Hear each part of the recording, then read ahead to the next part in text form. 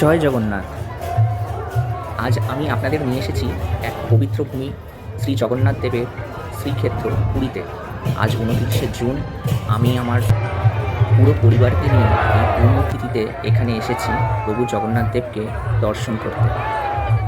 চারিদিকে শুধু জয় জগন্নাথ ধ্বনি, হরিনাম ও সংকীর্তন। হাজার হাজার ভক্তের এই ব্যাকুলতা দেখে মনটা এক অদ্ভুত শান্তিতে ও পরম পবিত্রতায় ভরে গিয়েছিল।